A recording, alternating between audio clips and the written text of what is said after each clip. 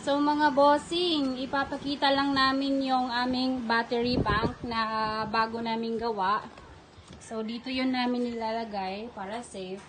So ayan, 8 piraso na battery. So 25 volts each na may capacity na 170 Ah. So ngayon ipapakita ko sa inyo yung bawat voltage. Ayan. 26.9.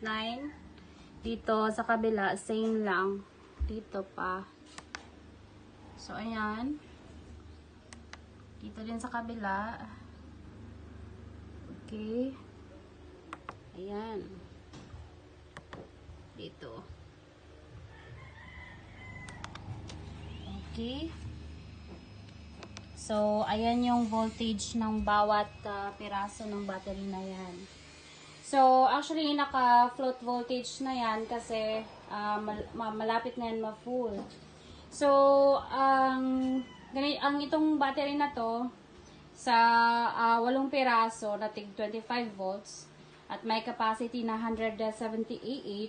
So, yung total capacity niya is 34,000. So, ginagawa lang namin to para mas makamura. Mas makamura kasi yung gumawa nito kaysa dun sa standalone lang na battery. So far, wala namang nagre-reklamo kasi 7 houses yung ang sinusupplyan namin ng kuryente gamit lang to na battery sa 6.5 setup namin.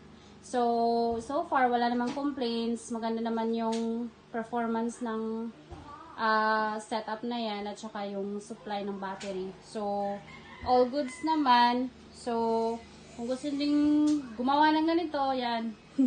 Tingnan nyo lang. Salamat po at God bless po sa ating lahat.